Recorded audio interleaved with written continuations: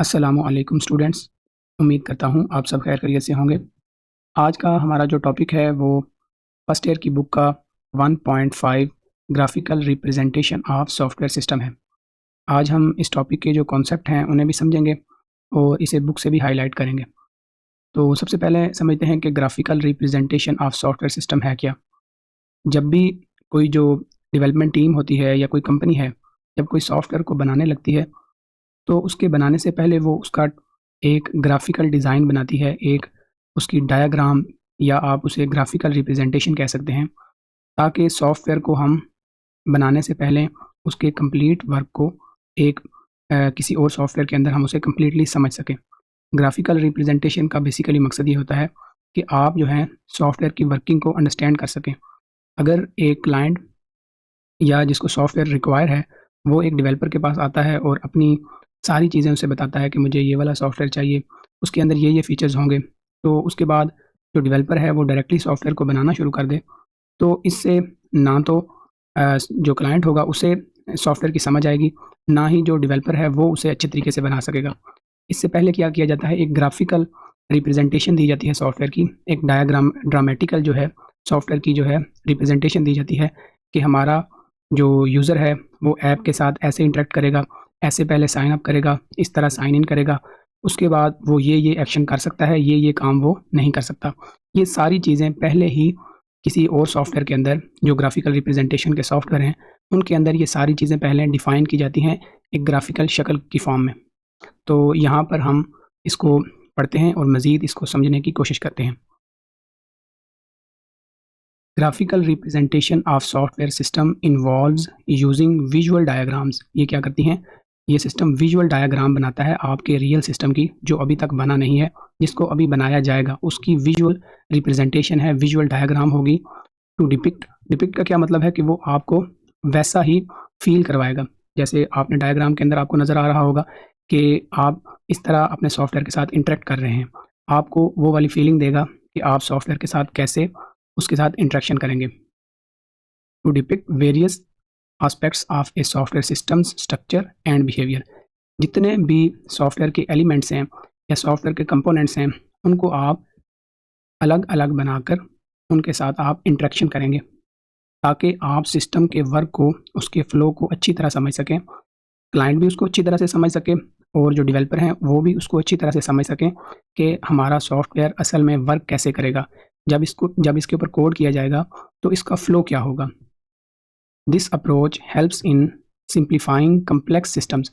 एक complex system है, समझ लें, मैं आपको एक डायग्राम भी इसकी दिखाऊंगा स्कूल मैनेजमेंट सिस्टम की।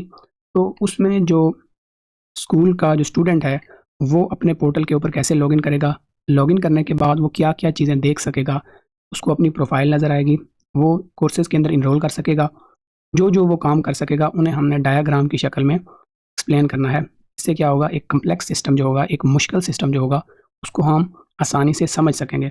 देखिए, सॉफ्टवेयर को बनाने से पहले उसकी अंडरस्टैंडिंग को बिल्ड करना बहुत ज़रूरी है। अगर आपकी अंडरस्टैंडिंग बिल्ड नहीं होगी, अगर डेवलपर की अंडरस्टैंडिंग बिल्ड नहीं होगी, तो सॉफ्टवेयर को बनाना बहुत ज़्यादा मुश्किल होगा और उसके ऊपर टाइम भी बहुत ज़्यादा लग सकता है। वो क्या कह रहा है, it this approach helps in simplifying complex systems. यहाँ पर क्या होते हैं, जो कम्प्लेक्स सिस्टम है वो ईजी हो जाते हैं, making it easier for developers making is making it's easier for developers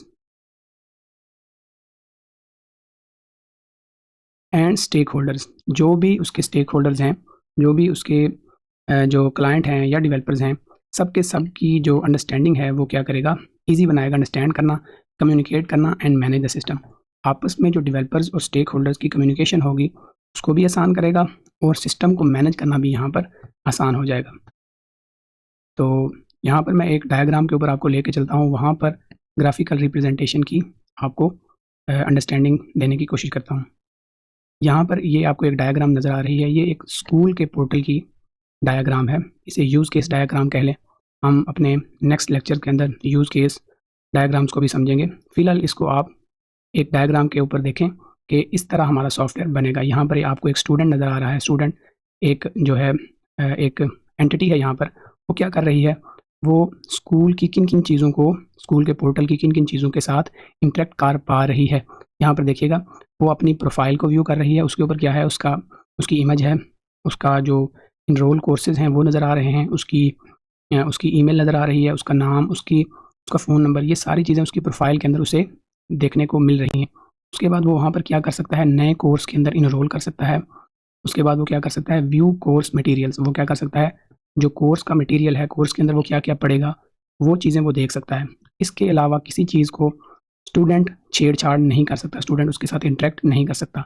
यहाँ पर जो आपका क्लाइंट होगा या डेवलपर होगा, उसकी अंडरस्टैंडिंग बिल्ड हो जाएगी कि ये जो स्टूडेंट की एंटिटी है, ये क्या-क्या काम कर सकती है। इसी तरह जो टीचर है, वो क्या कर सकता है, टीचर क्या-क्या करेगा, वो क्या करेगा, कोर्स का जो मटेरियल है वो देख सकेगा, असाइनमेंट सबमिट करेगा, जो असाइनमेंट दे सकेगा, उसको जो है स्टूडेंट उसको सीन कर सकेगा। उसके बाद टीचर क्या करेगा, ग्रेड असाइन, स्टूडेंट को ग्रेड भी वो दे सकता है। तो ये टीचर का काम है, इसके अलावा टीचर कोई काम नहीं कर सकेगा पोर्टल के ऊपर। यहाँ पर हमें ईजिली अंडरस्टैंडिंग बन रही है कि ये दोनों एंटिटीज़ कौन-कौन से काम कर सकती हैं। इसी तरह यहाँ पर एक एडमिन है, एडमिन क्या कर सकता है जी, एडमिन पोर्टल के ऊपर लॉगिन कर सकता है, जनरेट रिपोर्ट्स, वो एक डिफाइन पूरे सिस्टम की रिपोर्ट को जनरेट कर सकता है, मैनेज स्टूडेंट रिकॉर्ड, वो स्टूडेंट के रिकॉर्ड को भी मैनेज करेगा, मैनेज टीचर रिकॉर्ड्स और मैनेज कोर्सेज, वो क्या करेगा, ये काम उसके हैं और यही काम वो कर सकेगा। तो ये डायग्राम क्या कर रही है, हमारे लिए एक्सप्लेनेशन प्रोवाइड कर रही है। अगर हम यही बात कह के क्लाइंट जो है अपने डेवलपर को बताएगा, तो उसकी अंडरस्टैंडिंग को बिल्ड करना दोनों के लिए मुश्किल होगा। जब एक डायग्राम दरमियान में मौजूद होगी, तो दोनों के लिए इस सिस्टम को समझना, इसमें चेंजिंग्स करना और सब कुछ करना यहाँ पर पॉसिबल होगा। आगे देखते हैं हमारे पास क्या है जी, introduction to UML. Introduction to UML. UML क्या है, unified modelling language. Unified modelling language ये क्या है, ये डिफाइन लैंग्वेज हैं, डिफाइन टूल कह लें इनको, या डिफाइन डायग्राम्स हैं जिनको हमने इस्तेमाल करना है और हमने सिस्टम की ग्राफिकल रिप्रेजेंटेशन को बनाना है। यहाँ पर ऊपर हमने कॉन्सेप्ट को पढ़ा था, यहाँ पर अब हम एक लैंग्वेज पढ़ रहे हैं जिसके अंदर बहुत सारी डायग्राम्स हैं, चाहे वो यूज़ केस है और भी बहुत सारी डायग्राम्स हैं। उनको इस्तेमाल करके हम क्या करेंगे, अपने सॉफ्टवेयर को ग्राफिकली रिप्रेजेंट करेंगे, अपने सॉफ्टवेयर को ग्राफिकली दिखाएंगे कि हमारा सॉफ्टवेयर ऐसे वर्क करेगा। ये एक लैंग्वेज है, यूएमएल क्या है, एक लैंग्वेज है जो सॉफ्टवेयर की ग्राफिकल रिप्रेजेंटेशन देती है। इसके ज़रिए से हमने अपने सॉफ्टवेयर को रिप्रेजेंट करना है।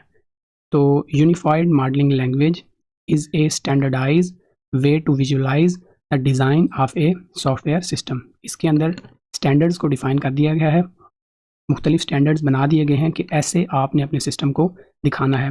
यूज़र की जो यहाँ पर आपने देखा होगा, हमने यूज़र को कैसे हमने दिखाया है और हमने यहाँ पर जो हमारा पोर्टल था उसको हमने कैसे दिखाया है। यूज़र हमारी एंटिटी है, ये भी हमारी एंटिटी है, लेकिन हमने इनकी रिप्रेजेंटेशन अलग-अलग तरीके से की है। हमने किसी भी जो क्लाइंट है या टीचर है यहाँ पर या यूज़र है, उसको हमने इस शेप के अंदर दिखाया है, ये शेप, लेकिन हमने प्रोफाइल के व्यू को हमने इस शेप के अंदर दिखाया है। ये रूल्स, ये स्टैंडर्ड कौन डिफ़ाइन कर रहा है, ये यूएमएल डिफ़ाइन कर रही है। तो इसने क्या किया, स्टैंडर्ड्स को डिफ़ाइन कर दिया कि आपका सॉफ्टवेयर सिस्टम का डिज़ाइन कैसा दिखेगा, ठीक है। It's help it's helps it's helps developers to understand how a system works and communicate. Same वही बात कि ये क्या चीज़ प्रोवाइड कर रही है, डेवलपर्स की अंडरस्टैंडिंग को बिल्ड करने के लिए ये क्या कर रही है, आपको एक रिप्रेजेंटेशन दे रही है, आपको हेल्प आउट कर रही है। तो यहाँ पर हमने graphical representation of software system और इंट्रोडक्शन टू यूएमएल, इन दो चीज़ों को हमने समझा है। नेक्स्ट लेक्चर के अंदर हम जो है टाइप्स हैं, टाइप्स ऑफ यूएमएल, वो हम पढ़ेंगे, यूज़ केस डायग्राम और हमारी जो है क्लास डायग्राम्स। इनको हम वन बाय वन लेक्चर्स के अंदर, नेक्स्ट लेक्चर्स के अंदर हम इसे समझेंगे।